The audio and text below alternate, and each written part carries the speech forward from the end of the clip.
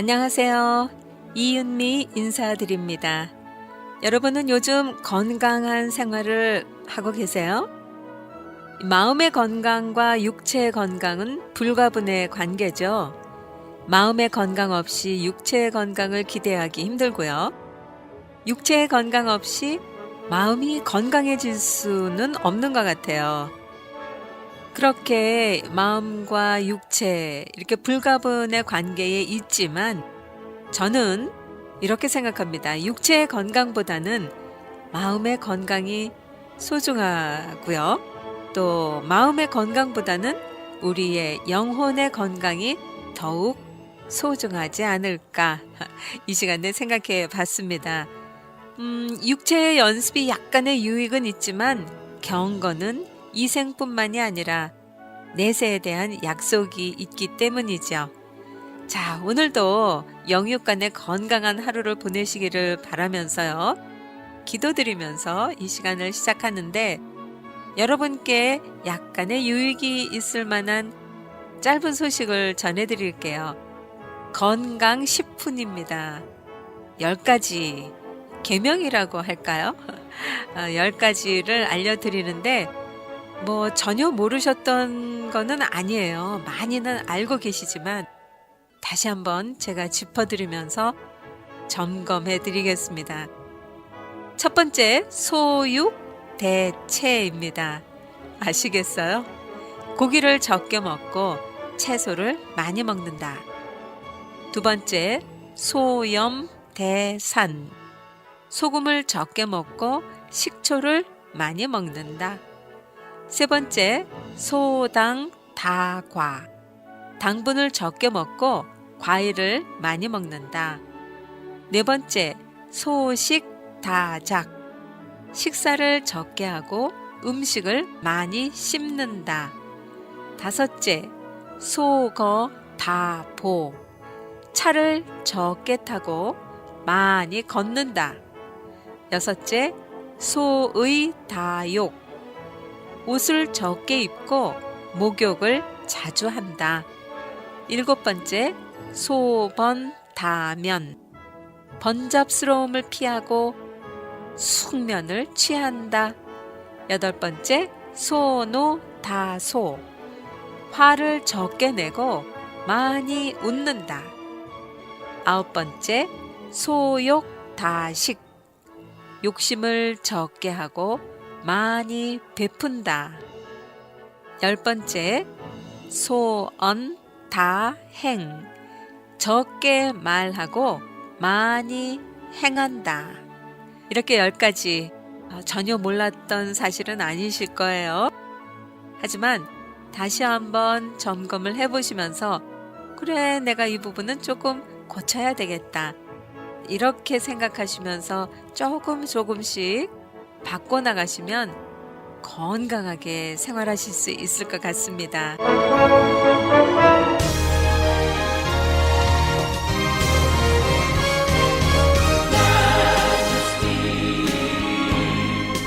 Worship His Majesty unto Jesus be all glory, honor, and praise. Majesty, kingdom, authority,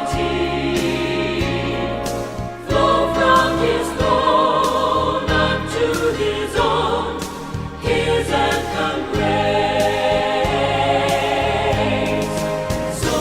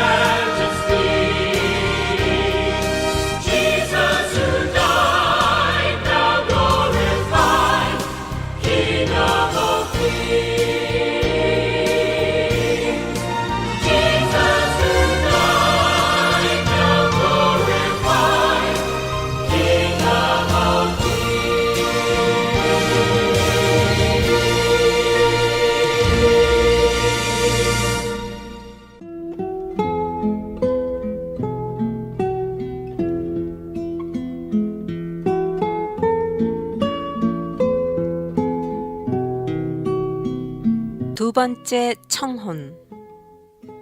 음대를 졸업하고 교회에서 피아노 연주를 맡고 있던 나는 결혼을 위해 기도하고 있었습니다.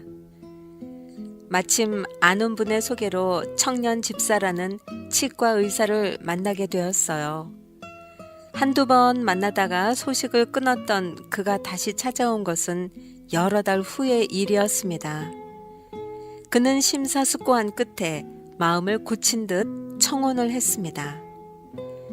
어머니는 그의 차분하고 신뢰감 주는 태도에 호감을 느끼셨고, 나는 그동안의 기도가 응답된 것으로 믿고 그의 결혼을 받아들였습니다.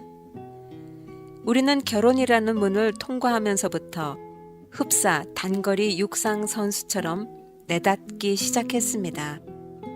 병원을 차리고 박사학위를 따고 아이를 낳고 집을 샀습니다. 나는 그를 철저히 돕기 위해 학벌을 숨기고 간호보조학원에 다니면서 자격증까지 땄습니다. 학구적이고 섬세한 남편은 실력 있는 의사로 인정받기 시작했습니다. 그러다가 자기의 전문 분야에 대해 깊이 연구하며 제한된 환자만 보기 원하는 남편의 바람에 반하여 되도록 많은 환자에게 인수를 펴는 좋은 의사가 되어야 한다는 나의 주장에 맞서 갈등이 빚어졌습니다. 마침내 남편은 나의 병원 출근을 반대하기에 이르렀습니다.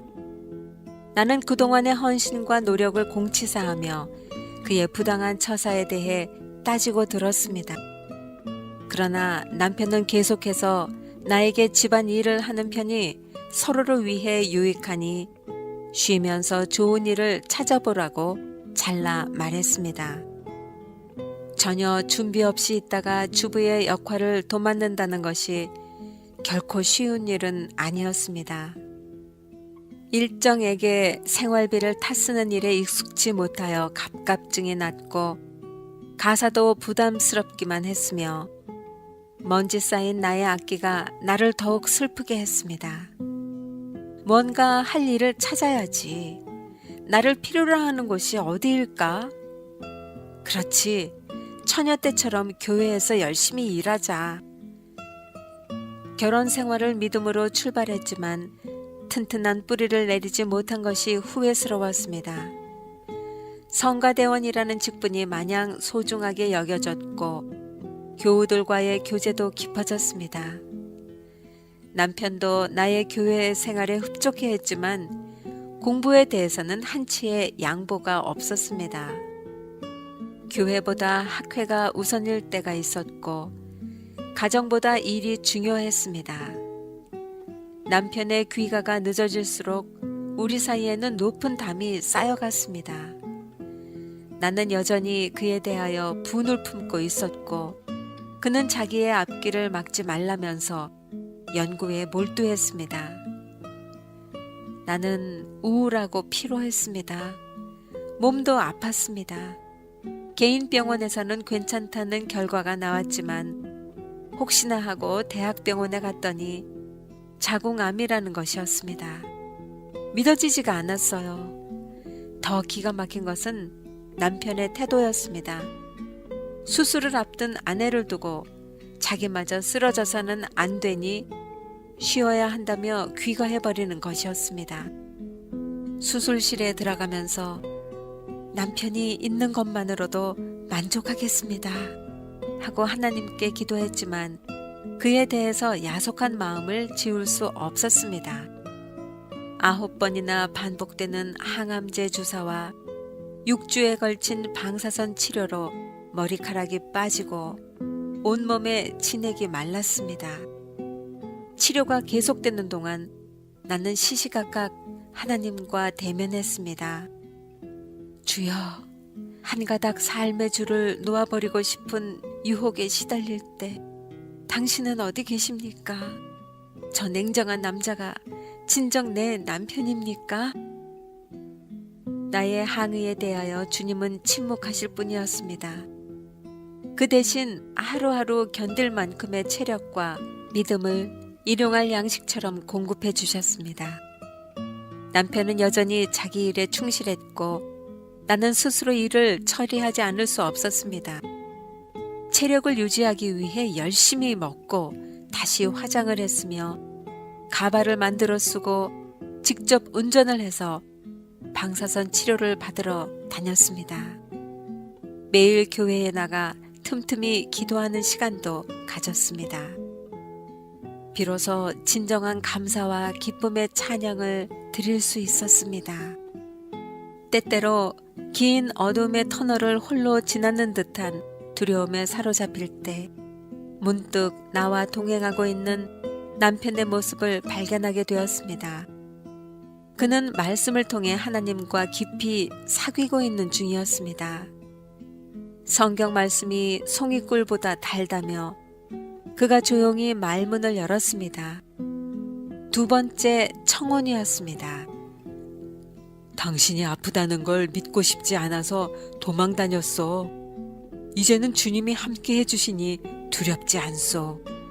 당신만이 나의 아내요, 아이들의 어머니요. 아이들이 나처럼 계모 밑에서 자라게 할 수는 없소. 조금만 더 참고 이겨냅시다, 응? 아, 그랬구나. 6살의 어린 나이에 어머니를 잃고 신음조차 내지 못한 채 살아온 그의 냉정함 뒤에는 아직도 피 흐르는 상처가 있었구나. 차마 아내의 고통을 마주 볼 수 없어 등을 돌리고 애써 자신을 추스리는 남편의 내면을 이해하지 못하다니. 나는 남편의 존재에 대해 진실로 깊은 감사를 드렸습니다. 그의 절제가 나를 속히 일으켜 세웠고 피차에 하나님과 은밀히 만날 수 있는 기회를 주었습니다. 그가 생업을 포기한 채 나의 병상만 지켰다면 서로에게 매달리다 기진하여 쓰러질 수밖에 없었을 것입니다. 그렇다면 누가 아이들을 돌보고 그 많은 치료비를 감당할 수 있을 것인지요. 아직도 치료는 계속되고 있는데 말입니다. 그는 치열한 성취욕의 심지를 줄이고 나는 소유욕과 분노의 올무를 벗은 채 하나님 앞에 나란히 섰습니다. 하나님, 더욱 성숙한 사랑으로 더불어 살아갈 수 있도록 다시 한 번만 기회를 주소서.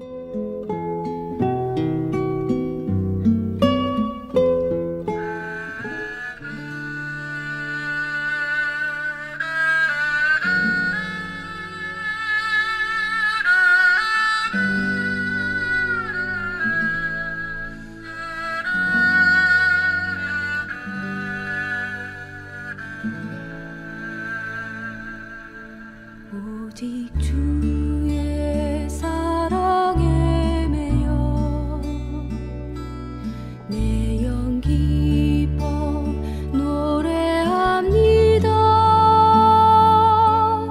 이 소망의 언덕 기쁨의 땅에서 주께 사랑 드립니다.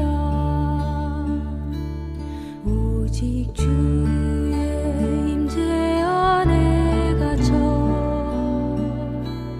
내 영 기뻐 찬양합니다. 이 소명의 언덕 거룩한 땅에서 주께 경배드립니다. 주께서 주신 모든 은혜 나는 말할 수 없네. 내 영혼 즐거이 주 따르렵니다. 주께 내 삶 드립니다.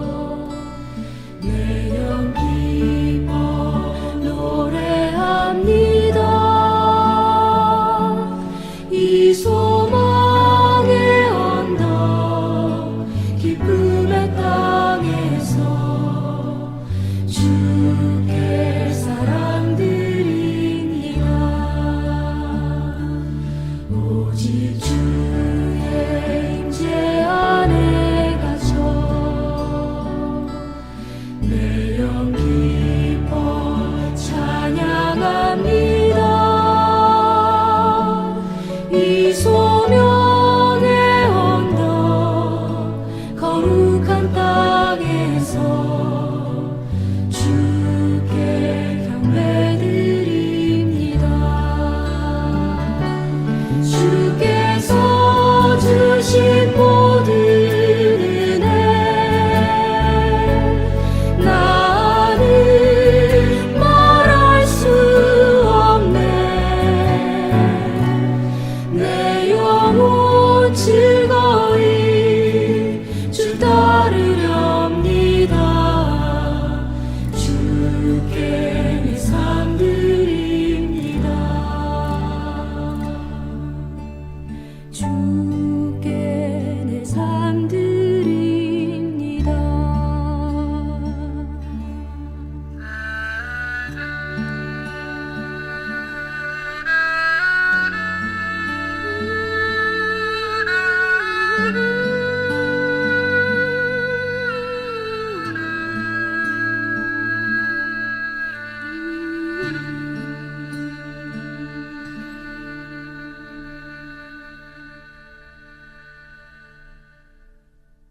모 크리스찬 신문의 편집자인 목사님의 글인데요. 지난 시간에 이어서 쓴소리, 단소리 이 글을 택했습니다. 오늘의 제목은 외로움 장관이네요. 영국에서 비롯된 세계 최초는 한두 가지가 아니다. 우선 의회 민주주의가 영국에서 처음 시작되었다. 지구촌에 있는 대부분의 나라들은 오늘날 의회를 갖고 있고 국민을 대표하는 의원들을 선거로 뽑아 의회로 보낸 뒤에는 자신들의 의견을 국정 대소사에 반영시킨다. 영국에서 시작된 제도다. 영국이 최초인 것은 그것뿐이 아니다. 항생제 페니실린이 처음 발견된 곳이 영국이요. 팩스와 통조림이 세계 최초로 영국에서 탄생했다. 컨택 렌즈도 영국에서, 우표, 유모차, 연필, 시험관하기, 탱크, 노동조합이 모두 영국에서 처음 선보이거나 탄생된 것들이다. 의회 민주주의 발상지에서 어떻게 지금까지도 절대 군주가 생존해 있을까? 참 특이한 나라다. 그래서 의회 민주주의 절차를 통해 뽑아놓은 총리가 있는가 하면 대대손손 왕권을 물려받고 물려주는 여왕도 존재하고 있는 나라다. 그런 영국이 이번에 또 하나의 히트 상품을 출하했다. 이번엔 외로움 장관이다. 장관은 장관인데 외로움 장관. 그러니까 외로움을 전담하는 장관이 탄생한 것이다. 지구상에서 어느 나라가 내각 가운데 국민들의 외로움을 전담하는 외로움 장관을 기용한 나라가 있는가? 없다. 처음 있는 일이다. 테레사 메이 영국 총리는 지난달 트레이시 크라우치 현 체육 및 시민사회 장관을 외로움 문제를 담당할 장관으로 겸직 임명한다고 발표했다. 메이 총리는 브리핑에서 고립감은 많은 현대인들에게 슬픈 현실이라며 우리 모두 이 도전에 맞서서 노인과 간병인, 사랑하는 사람을 잃었거나 이야기할 사람이 없는 모든 사람들의 외로움을 해결할 수 있기를 바란다고 말했다. 영국에서 외로움에 관한 문제를 놓고 정부 차원의 전담위원회가 발족된 것은 지난해 노동당 여성 의원이었던 조 컥스가 살해당한 충격에서 출발했다. 그는 브렉시트 반대운동을 주도하다가 정신질환을 갖고 있던 사람이 쏜 총에 맞아 사망했고 이때 죽은 이의 이름을 따서 조 컥스 고독위원회가 발족되었다. 이 위원회는 외로움에 대한 국가적 대처 노력이 필요하다는 캠페인을 벌여왔다. 그 조 컥스 위원회가 고독에 관한 조사 의뢰를 받아 발표한 2017년 보고서에 따르면 영국인 가운데 900만 명이 때때로 혹은 항상 외로움을 느끼고 있는 것으로 조사되었다. 대단한 숫자였다. 이 위원회는 외로움은 하루에 담배 15개비를 피우는 것만큼이나 해롭다고 지적하고 고독은 개인적 불행에서 사회적 전염병으로 확산됐다고 지적하고 나섰다. 이 위원회는 또 20만 명에 달하는 노인들이 한 달에 단 한 번도 친구나 친척과 이야기를 나누지 못한다는 조사 결과를 발표하기도 했다. 자, 영국에서 미국으로 무대를 옮겨보자. 외로움이 어디 그 섬나라 뿐이겠는가. 한 달에 단 한 번도 친구나 친척과 이야기를 나누지 못하는 노인들이 어디 영국에만 있겠는가. 우리 주변의 양로원에 가면 대부분의 누워있는 노인들은 병든 육체를 추스리며 외로움과 함께 말없이 누워있다. 사실 외로움이 어디 양로원 울타리 안에만 있을까? 군중 속에 고독이란 말도 있고 그대가 곁에 있어도 그대가 그립다는 류시화의 시도 생각이 난다. 미국의 대학생 4명 가운데 1명꼴로 외로움과 전쟁을 벌이고 있다는 기사도 읽었다. 어찌 보면 외로움은 보다 더 원초적이다. 외로움은 태초에도 있었다. 하나님이 아담을 창조하시고 그가 외롭게 느껴져서 해결 방법을 강구하다 찾아낸 결론이 하와였다. 에덴 동산에서도 외로웠던 인간체의 1호의 외로움 해결 차원에서 갈비뼈를 취하여 하나님은 하와를 창조하신 것이다. 태초에 부부가 있기 전에 태초에 외로움이 있었다. 그래서 외로움에 열외자가 있을 수 없다. 모든 인간은 때때로 외롭고 그런 외로움은 창조적 에너지로 재활용되는 경우도 많다. 그러나 24시간 외로우면 그건 병이다. 그런 외로움을 방치할 때 사회적 전염병으로 확산된다는 것이 문제다. 우리는 외로움을 신앙생활의 어두운 뒷면에 감춰두려는 유혹을 떨쳐버려야 한다. 교회에서 외로움이나 고독을 잘못 발설했다가는 죽사발이 되는 경우가 많다. 주님이 함께 하시는데 무슨 외로움? 예수 믿는 거 맞아? 그렇게 들이대면 외로움은 어느새 이단이 되고 불신앙이 되고 만다. 신심부족, 불신마귀로 외로움을 단죄하기 전에 외로운 이들과 벗하기 위해 다가서려는 애정이 우리에겐 필요하다. LA에 있는 생명의 전화가 분기별로 전화 상담 내역을 공개하곤 한다. 어느 때건 외로움 호소가 1등과 2등을 다투는 단골 메뉴다. 우리 이민사회에서 음지로 취급받는 외로움의 심각성을 말해주고 있다. 그렇다면 우리들의 교회에도 외로움 전담 목사, 외로움 전담 장로, 외로움 위원회가 창설되어야 하지 않을까? 국가 차원에서 고독과의 전쟁을 선포하고 장관까지 임명하는 마당에 영혼을 보살피는 교회가 외로우면 기도하세요 란 말로 면피를 시도하거나 매뉴얼이 없으니 딴 동네 가서 알아보라고 기피하고 나선다면 너무 무책임한 처사다. 교회도 외로움과 전쟁을 선포하고 외로운 이들에게 빛으로 다가서야 한다.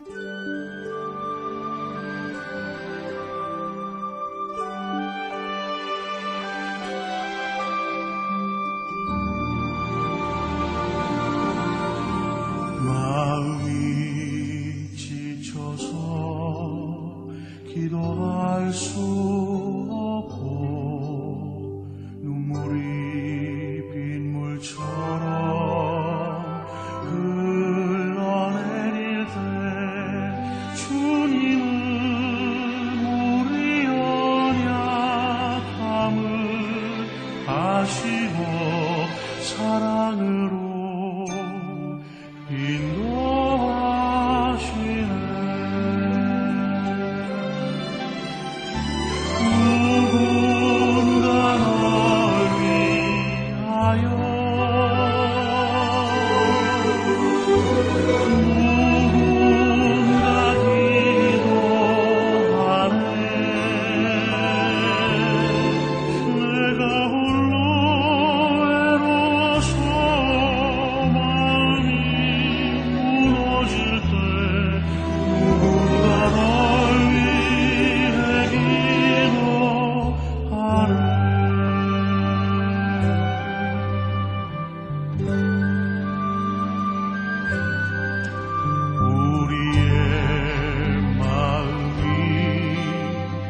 지쳐 있을 때에 갈보리 십자가를 기억합니다. 주님은 우리 외로움을 아시고 우리 맘에 기쁨 주시니 누군가 널 위하여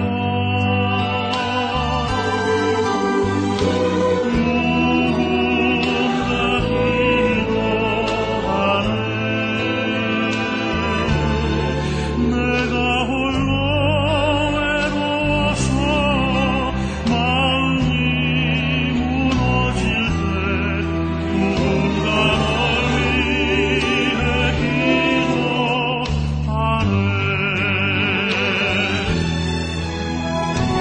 누군가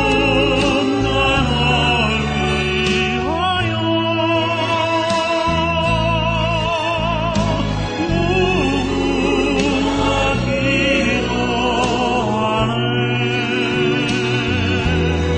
내가 홀로 외로워서 마음이 무너질 때 누군가 널 위해 기도하네.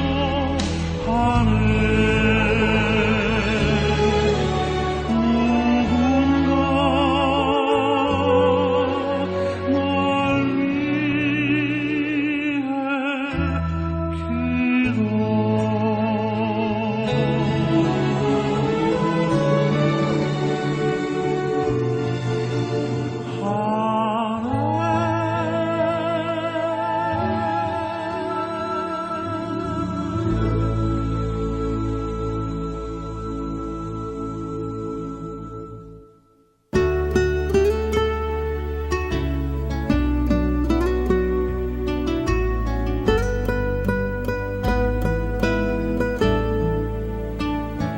남편을 때린 여자.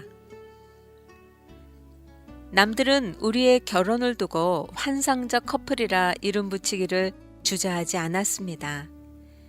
제가 남편을 선택할 때 기준은 오직 하나, 편안한 삶을 보장해줄 가능성이 있느냐였습니다.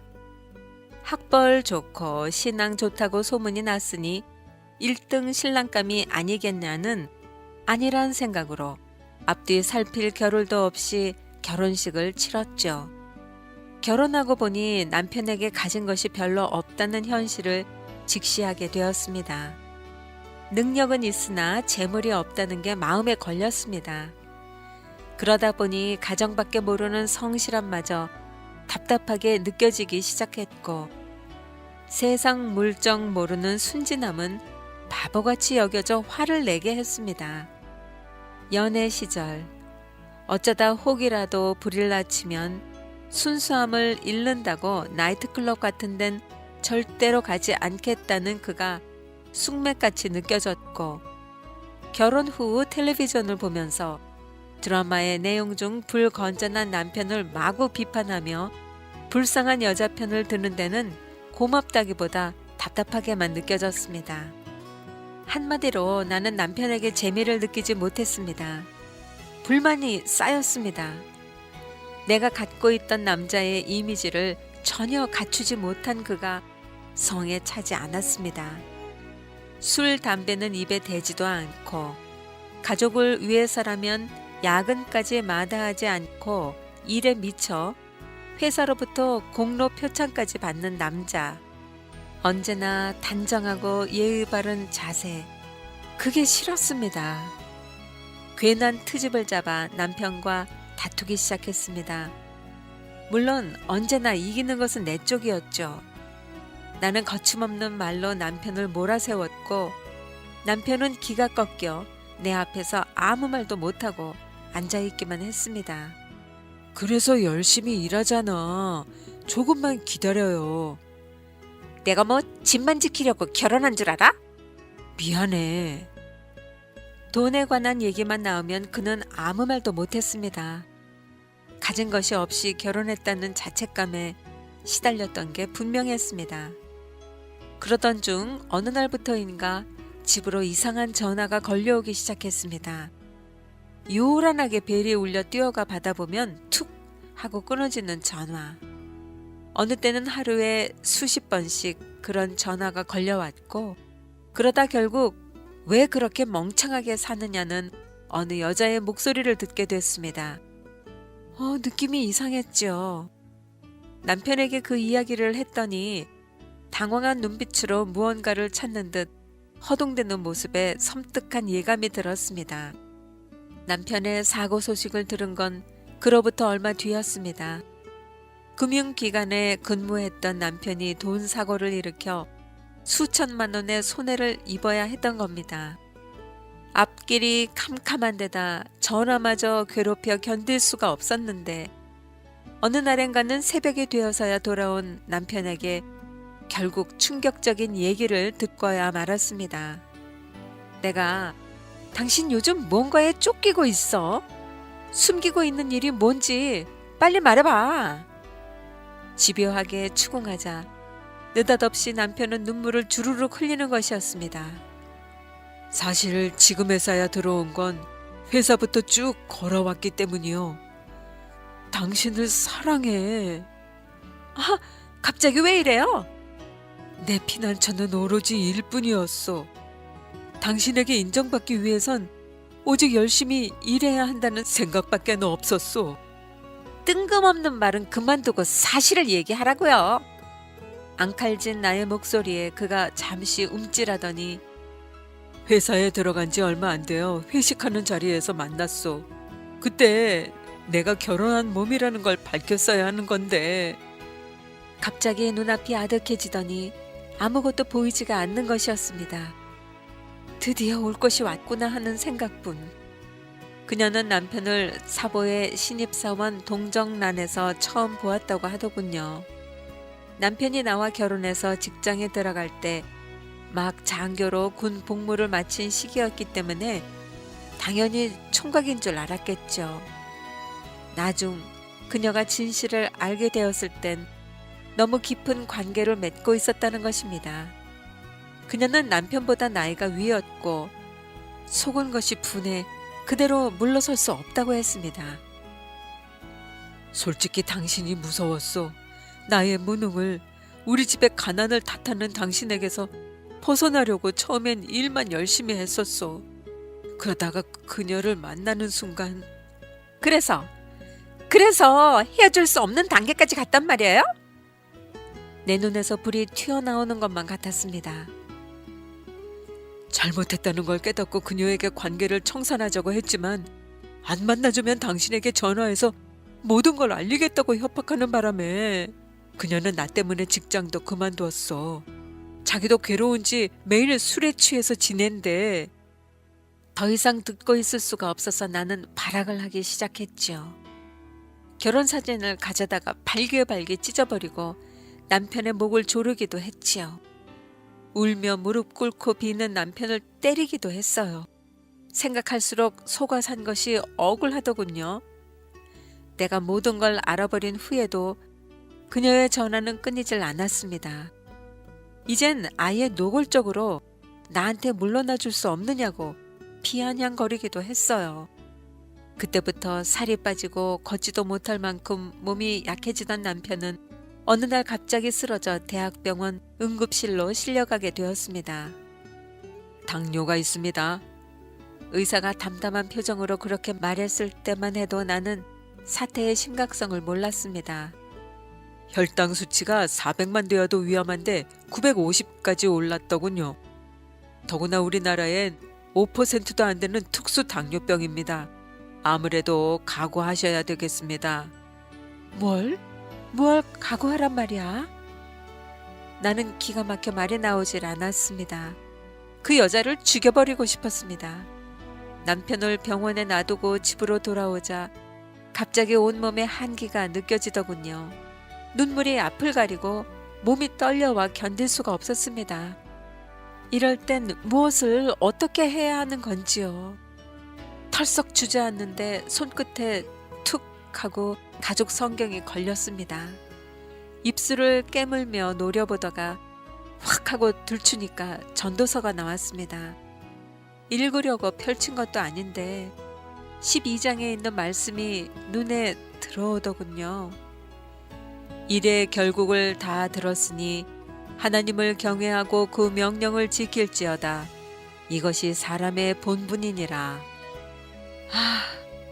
그동안도 거의 빠짐없이 주일이면 교회에 나갔어도 아무 느낌이 없던 말씀이 그날은 어찌 강하게 가슴을 때리던지요. 성경을 덮고 몸을 추스린 다음 대강의 물건을 챙겨가지고 다시 병원으로 돌아왔습니다. 남편은 3일 동안이나 혼수 상태로 지냈습니다. 가끔 정신이 나면 내가 죄를 지었으니 죽어도 싸다 울부짖었습니다. 나와 눈이 마주치면 무서워 소리를 지르기도 했습니다. 너무나 괴로워 그 자리에 있고 싶지가 않았지만 이상하게도 그 자리를 떠나서는 안 될 것 같아 억지로 버티고 있자니 차츰 남편이 불쌍해지기 시작했습니다. 아니, 더 정확히 말하자면 내 자신이 불쌍해지기 시작했습니다. 그래, 남편을 저렇게 만든 건 바로 나야. 내 교만이, 내 분노가, 내 허영심이 저 사람을 방황하게 만들었어. 라고 생각하니 견딜 수가 없었습니다. 빗자루로 남편을 때릴 때 잠잠히 맞고만 있던 모습이 떠오르더니 주님이 때렸다는 죄책감이 불쑥 치밀어 올랐습니다. 그러고 나서도 예배 때마다 단정하고 모범적인 것처럼 앉아 있었고 교인들에겐 지적이고 의로운 채 하던 내 자신의 위선에 놀라기도 했습니다. 열이 펄펄 끓는 남편을 간호하다가 마침내 나는 울면서 남편의 침대 밑에 무릎을 꿇고 말았죠. 남편이 눈을 뜨더니 왜 그러냐고 물었습니다. 나는 목이 메이고 눈물이 앞을 가려 아무 말도 할 수가 없었습니다. 그냥 그의 목을 껴안고 실컷 울고 싶었는데 미안해요 라는 말이 나도 모르게 나와버렸습니다. 아니야, 내가 미안해.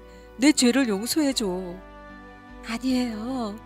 난 당신을 대적한 게 아니라 하나님을 대적한 거라고요. 무슨 말이야? 결혼할 때부터 내 마음이 잘못되어 있었다는 걸 이제야 깨달았어요. 나는 당신을 이용해서 보란 듯이 살고 싶었던 거예요. 여보. 사실 그러한 걸 진작 알았지만 이 더러운 자존심이.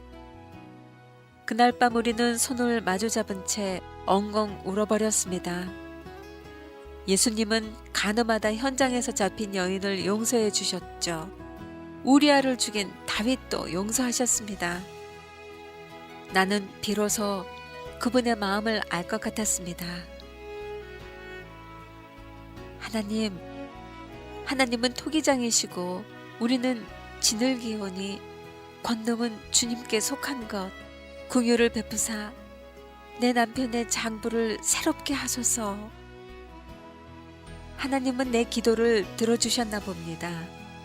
이제 남편을 주인처럼 섬기겠다는 다짐을 들으셨나 봅니다. 매일 맞던 인슐린 주사의 양이 줄어들더니 마침내는 그것 없이도 생활이 가능하게 해주셨습니다. 너무나도 빨리 우리의 관계가 회복되어 가고 내 마음에 평안이 깃드는 게 정말 신비스러웠습니다.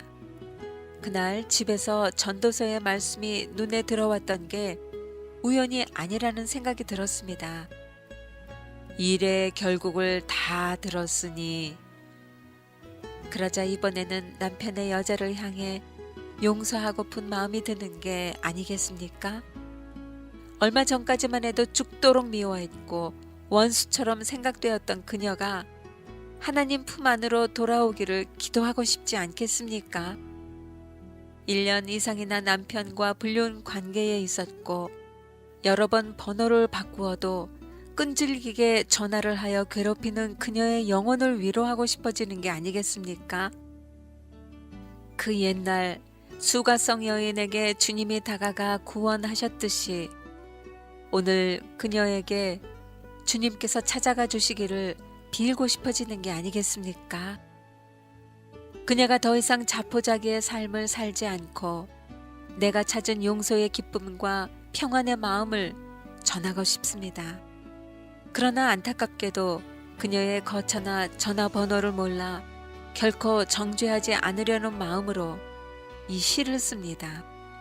혹 이 글을 써보내는 걸 모르는 남편이 다시금 마음의 상처를 입지 않을까 염려되기도 하지만 그녀가 더 이상 불행해지지 않고 주님의 치유하심을 깨달을 수만 있다면 용서받으리라는 마음과 나무에 걸려있을 노란 손수건을 기대하며 언덕을 넘는 어느 죄수의 심정으로 편지를 씁니다.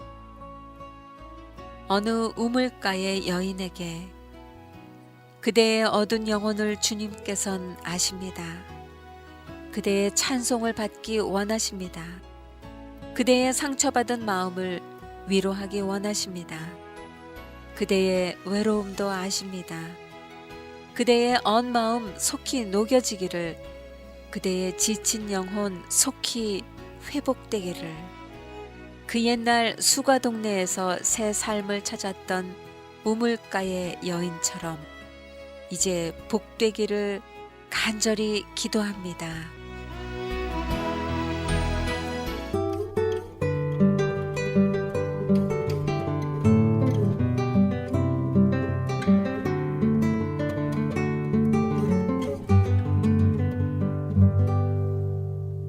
우물가의 여인처럼 난 구했네.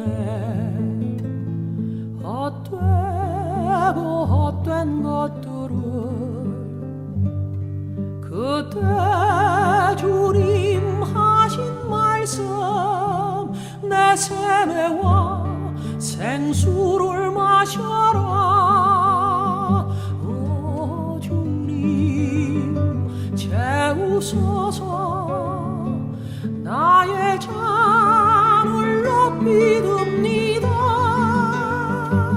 하늘 양식 내게 채워주소서. 넘치도록 채워주소서. 많고 많은 사람들이 찾았었네. 헛되고 헛된 것들을 주 안에 감추인 법에 세상 것과 난 비길 수 없네. 오 주님 채우소서. 나의 잔을 높이 듭니다. 하늘 양식 내게 채워주소서. 넘치도록 채워주소서.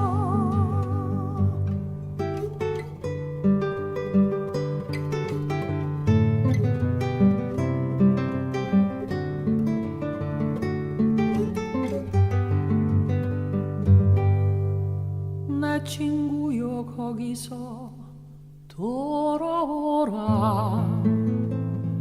내 주의 넓은 품으로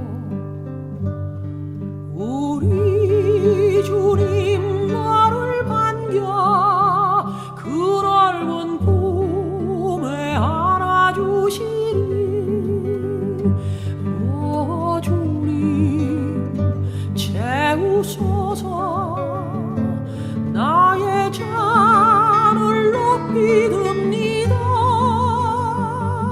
하늘 양식 내게 채워주소서. 넘치도록 채워주소서. 하늘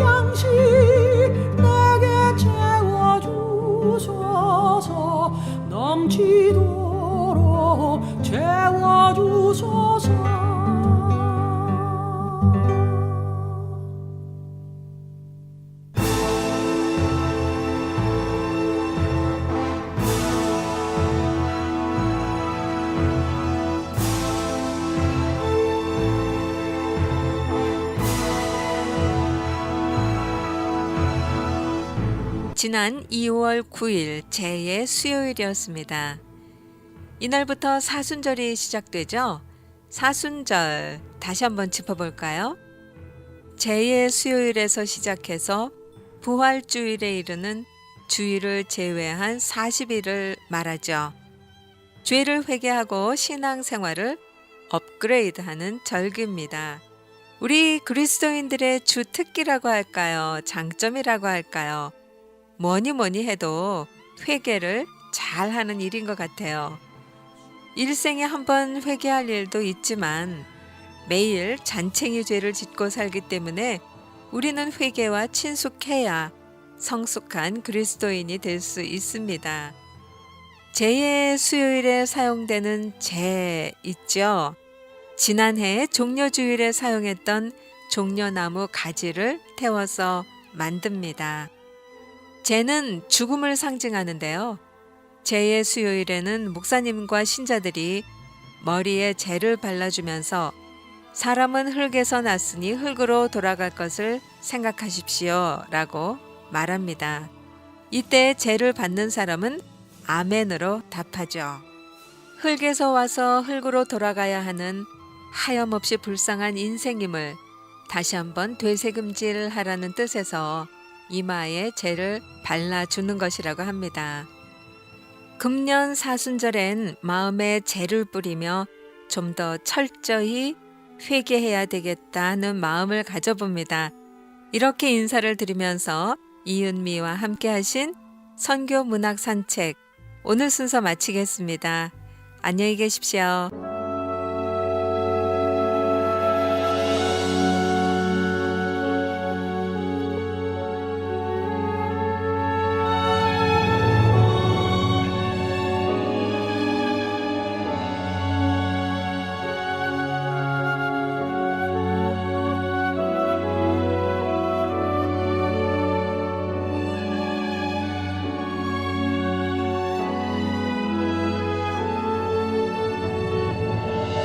갈보리산 십자가로 가는 고난의 길에 수많은 사람들이 모였네. 갈보리산 위에서 죽으신 예수 보러 모였네. 갈보리산 십자가로 가는 고난의 길에 우리 주님 메시아가 가시네. 우리들을 사랑하사 고난 길을 가시네. 갈보리산 십자가로 가는 길 고난의 길.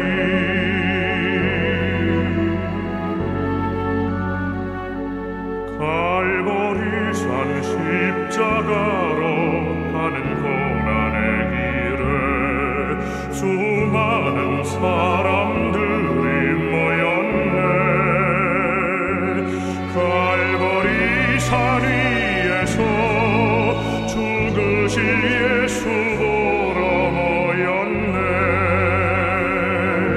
갈보리산 십자가로 가는 고난의 길에 우리 주님 메시아가 가시네.